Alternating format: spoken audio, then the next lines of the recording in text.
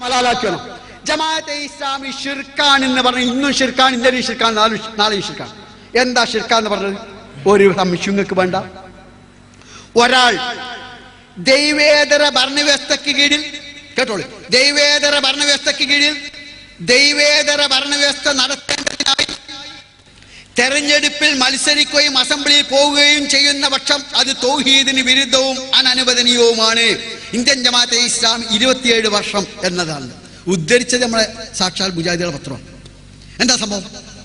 അനിസ്ലാമിക വ്യവസ്ഥ, അല്ലെങ്കിൽ ദൈവേതര വ്യവസ്ഥ, അല്ലെങ്കിൽ ജാഹിലിയ വ്യവസ്ഥ, അല്ലെങ്കിൽ താവൂത്ത് വ്യവസ്ഥ, എന്ത് പറഞ്ഞാലും വേണ്ട, അള്ളാഹുവിന്റെ വ്യവസ്ഥ അല്ലാത്ത വ്യവസ്ഥ.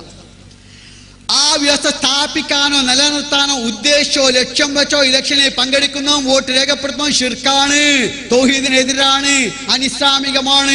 ഇന്നലെയാണ്, ഇന്നാണ്, നാളെയാണ്, മറ്റന്നാളുമാണ്, ഖിയാമത്ത് നാൾ വരെയാണ്, മാറൂല.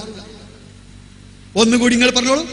അനിസ്ലാമിക വ്യവസ്ഥ, അല്ലെങ്കിൽ ദൈവേതര വ്യവസ്ഥ, അല്ലെങ്കിൽ ജാഹിലിയ വ്യവസ്ഥ സ്ഥാപിക്കാനോ നിലനിർത്താനോ ഉദ്ദേശിച്ചോ ലക്ഷ്യം വെച്ചോ ഇലക്ഷനിൽ പങ്കെടുക്കുന്നതും വോട്ട് രേഖപ്പെടുത്തുന്നതും തൗഹീദിനെതിരാണ്, അനനുവദനീയമാണ്, നിഷിദ്ധമാണ്, പാടില്ലാത്ത